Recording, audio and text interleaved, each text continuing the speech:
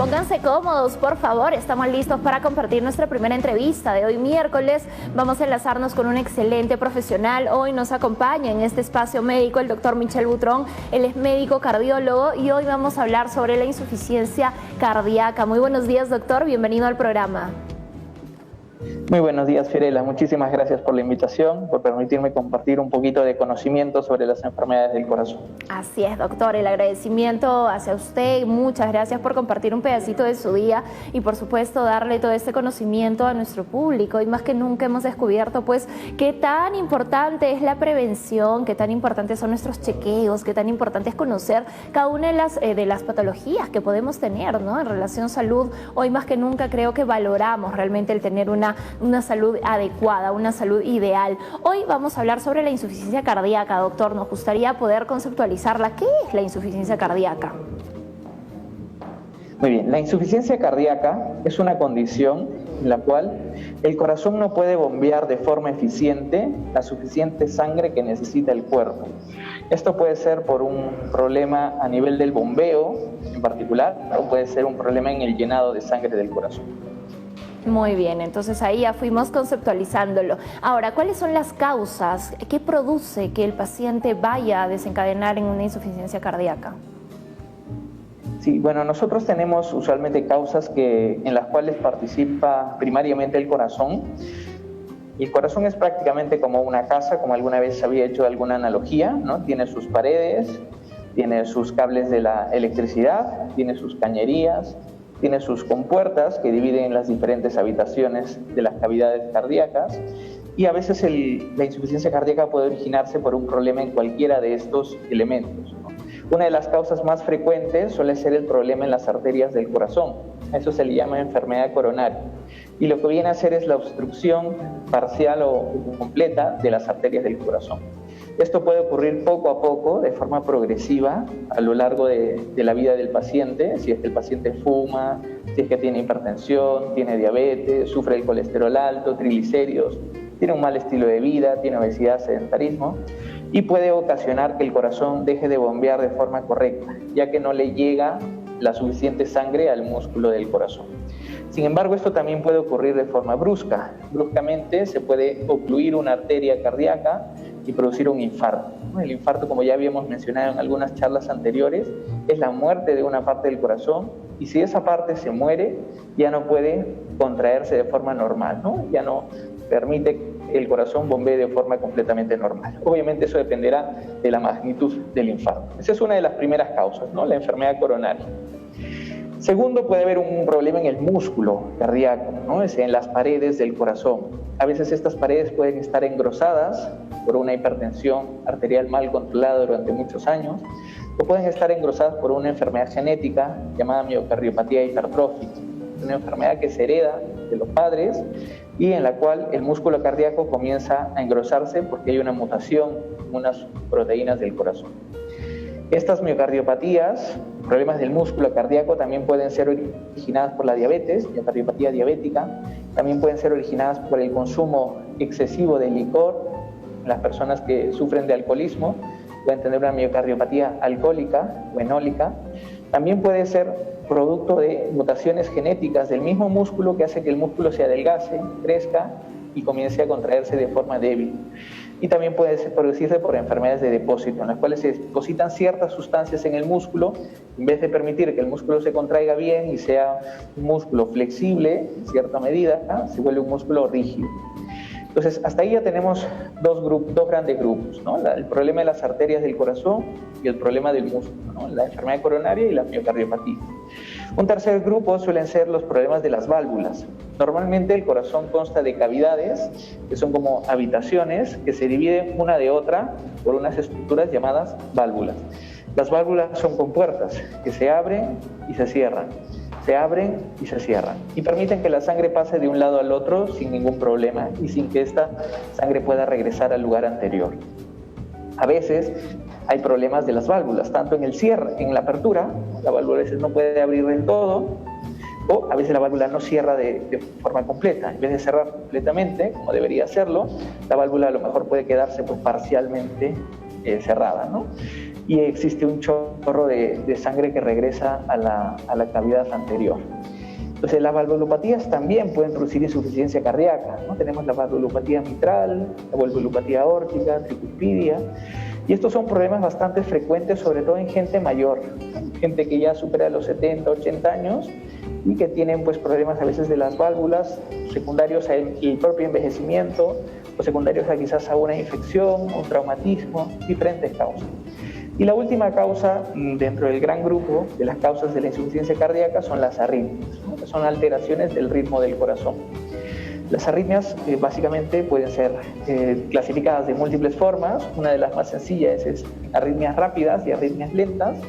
Arritmias rápidas es cuando el corazón late demasiado rápido, por encima de 100 latidos por minuto, y arritmias lentas cuando late por debajo de 60. Esto obviamente tiene que ser confirmado en una consulta de cardiología.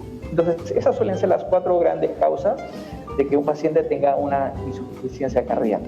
Por ahí seguramente... Obviamente también hay otras situaciones, como por ejemplo cuando el paciente tiene una infección generalizada o tiene anemia, donde también puede cursar con estos problemas, pero no porque hay un problema en el corazón, sino porque el cuerpo necesita más sangre de la que el corazón le puede dar. Excelente, doctor, muy buena explicación. Ahí vamos a ir de repente identificándonos, ¿no? En qué grupo podría estar yo y podría desencadenarse esta insuficiencia cardíaca. Muchas veces atribuimos a la edad, al envejecimiento, ciertos males. ¿Podría ser la insuficiencia cardíaca, doctor, una consecuencia también del envejecimiento? En la mayoría de casos, los pacientes con insuficiencia cardíaca es verdad que tienen una edad mayor, la edad confiere cierto riesgo para desarrollar insuficiencia cardíaca, pero no es que sea un factor determinante, ¿no? No todas las personas que tienen 80, 90 años desarrollan insuficiencia cardíaca, si bien es cierto que a medida que uno suma años, el corazón se va volviendo un poquito más rígido, le cuesta un poquito más relajarse, pero en realidad esto más tiene relación con los factores de riesgo, ¿no? Las personas que tienen problemas como las arterias enfermas, como hipertensión no controlada, personas que tienen una diabetes de muy larga evolución y no tienen un buen tratamiento, personas que a lo mejor les encontraron alguna vez un soplo en el corazón que sugiere la presencia de un problema en una válvula, una valvulopatía, y que no se hicieron ningún tratamiento. Entonces, en realidad, más que enfocarnos exclusivamente en la edad, si bien es cierto, puede favorecer que nuestro corazón envejezca en cierto grado, habría que enfocarnos un poco en las enfermedades que pueden predisponernos a tener insuficiencia cardíaca. Perfecto, doctor. Ojo con ese tema. ¿Cómo llegamos al diagnóstico? ¿Qué pruebas le hacen al paciente para determinar con exactitud que sufre insuficiencia cardíaca? Muy bien, es una muy buena pregunta. Como parte del diagnóstico de la insuficiencia cardíaca, en realidad nosotros tenemos que hay síntomas típicos y signos típicos de insuficiencia cardíaca. Entre los síntomas que suele referir el paciente con esta enfermedad está el cansancio excesivo. El paciente comenta que se cansa más de lo habitual al hacer cosas que antes no le cansaban, eso es por fatiga muscular. También el paciente refiere falta de aire cuando, por ejemplo, hace una actividad, sube las escaleras o sube una cuesta, el paciente se agita, nota que le cuesta más respirar. Otro de los síntomas típicos es la hinchazón de las piernas, de los pies, los tobillos, o inclusive puede llegar hasta las rodillas. Sobre todo esta hinchazón, o también llamado en términos médicos edema, suele ocurrir por las tardes, no por las mañanas, a medida que progresa el día. Otros síntomas son tos seca, nocturna. Otros síntomas son dificultad para dormir completamente echado. El paciente habitualmente nos dice que duerme con 2, 3 o incluso hasta 4 almohadas, porque si se recuesta completamente se asfixia. Otro síntoma también es la nicturia, que es el orinar muchas más veces cuando uno duerme, cuando está dormido, que cuando está despierto. Otro síntoma también es un síntoma que tiene un nombre un poquito raro, se llama disnea paroxística nocturna, en el cual el paciente se despierta en las noches asfixiándose bruscamente, de causa inexplicada aparentemente. Entonces, esos son usualmente los síntomas más frecuentes, y los signos pues es lo que nosotros los cardiólogos o los médicos encontramos al examinar al paciente, ¿no? Que podemos encontrar a veces la venita yugular, una vena que tenemos aquí en el cuello un poquito más grande, escuchamos los pulmones y escuchamos unos cuantos ruidos, escuchamos el corazón, podemos encontrar a veces alguna arritmia o algún soplo. Entonces, la primera parte para hacer el diagnóstico, obviamente, es el interrogatorio médico, ¿no? El médico, el cardiólogo evalúa al paciente, habla con él, evalúa si hay síntomas o no hay síntomas de insuficiencia cardíaca, le hace un examen físico, vemos cómo está la presión, el pulso, cómo está la saturación, vemos también cómo está el corazón, cómo se escuchan los pulmones, si está reteniendo líquido, cómo están los pulsos periféricos, etc. Y obviamente ya después del examen físico y del interrogatorio viene una serie de pruebas de cardiología. La primera y la más básica es el electrocardiograma. El electrocardiograma es una prueba que me permite tener un primer pantallazo o un primer vistazo del corazón, ver cómo está, si parece estar agrandado, parece tener una arritmia, si hay algún problema a primera vista.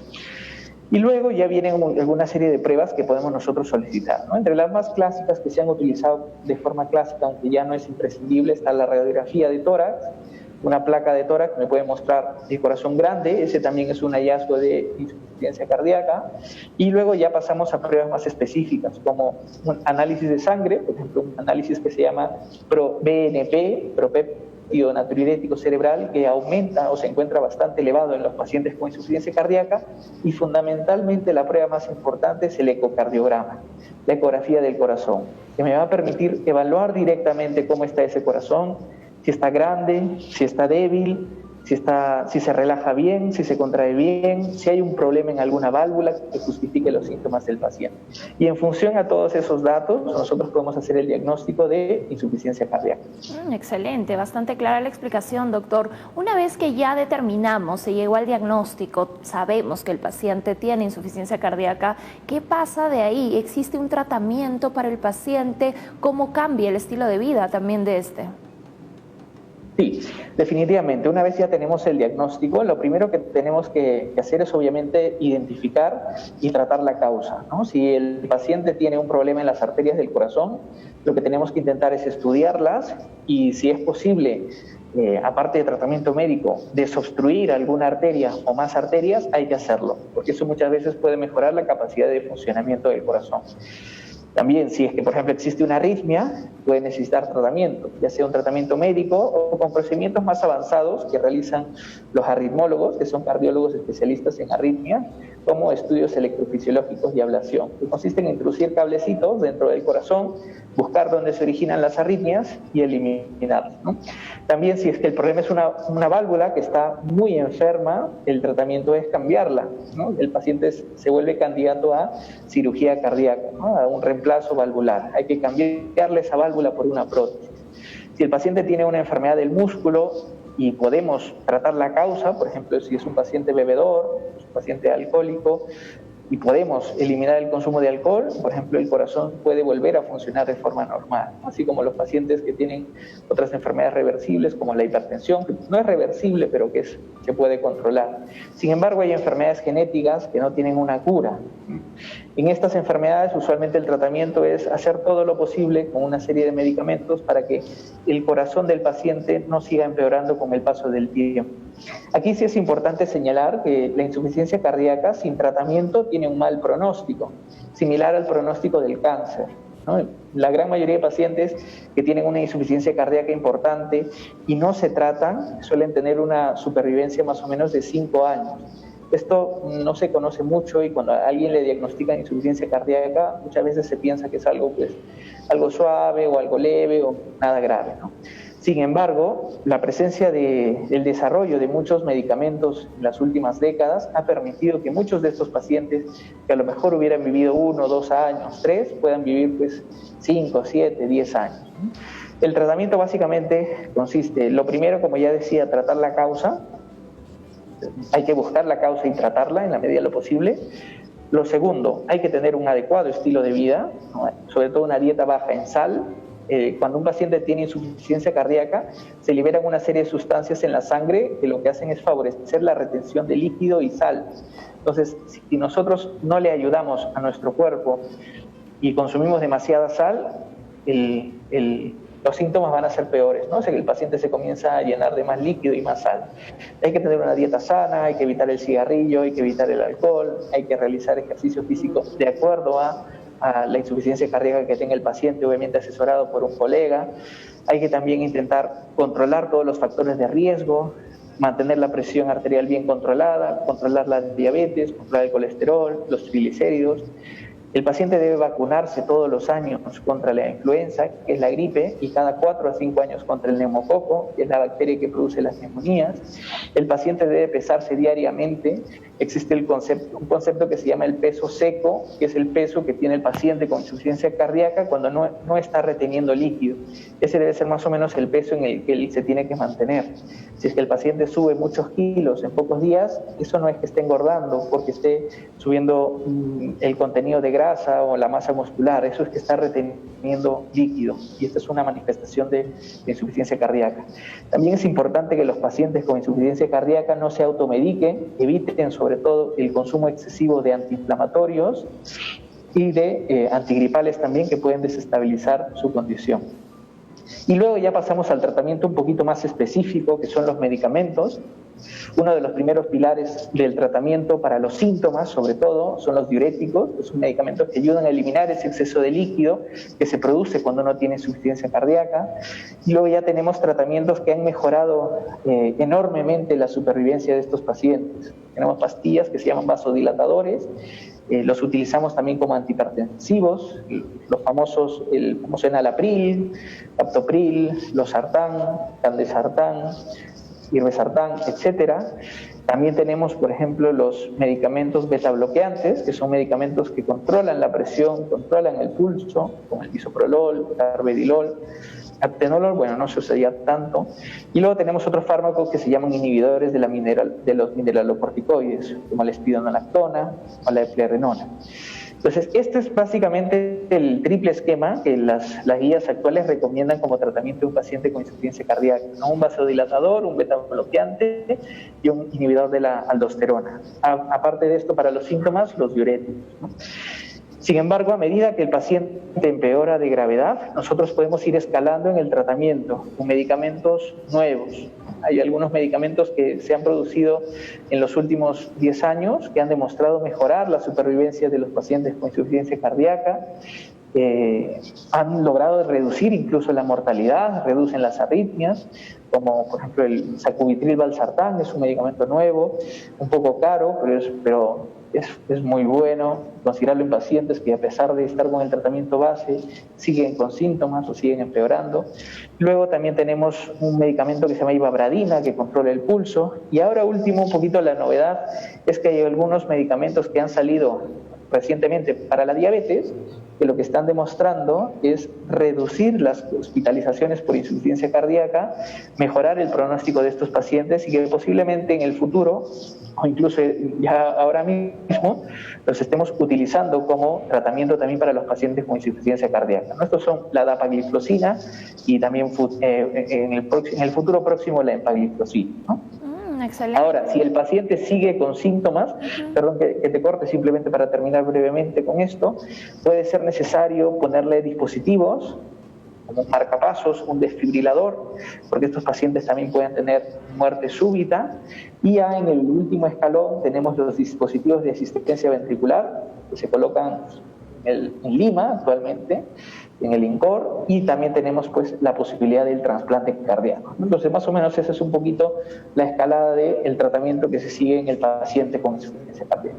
Excelente, doctor. Una consulta más. ¿Existe algún tratamiento para la insuficiencia cardíaca a base de células madre? En realidad existen, con respecto a las células madre, se realizaron bastantes estudios en los últimos años.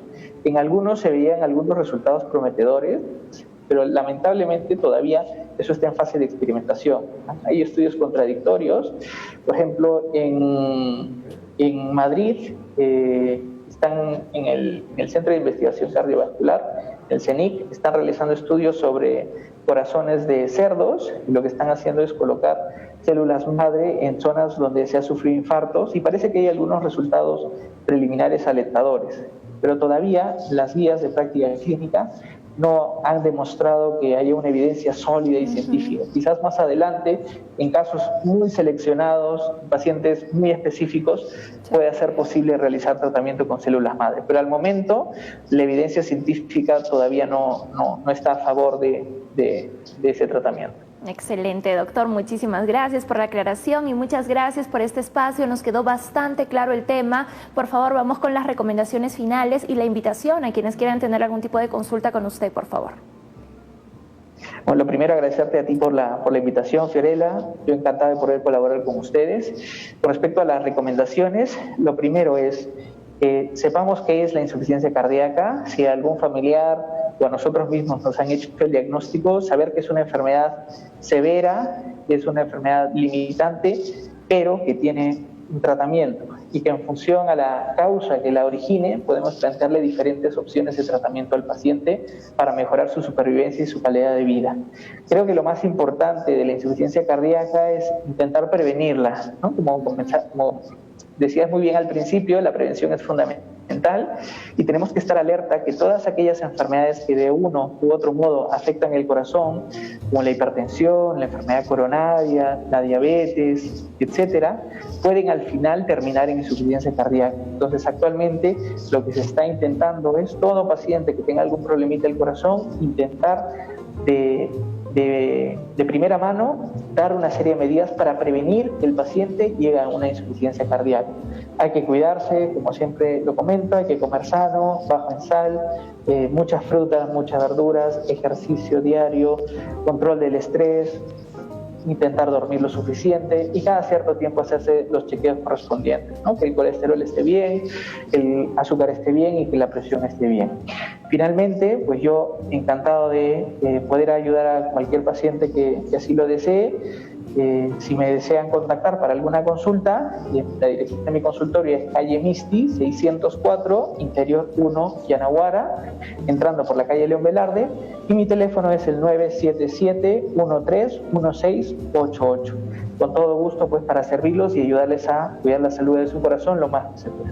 Excelente, ahí está apareciendo en pantalla. Muchísimas gracias por acompañarnos. Estuvo con nosotros el doctor Michel Butrón, él es médico cardiólogo y hoy conocimos un poco más sobre las insuficiencias cardíacas. Así es que ya lo saben, trabajemos en la prevención, tomemos en cuenta los consejos del especialista. Nos vamos a la pausa comercial, amigos, regresamos con mucho más para ti. Esto es Nuevo Día Más.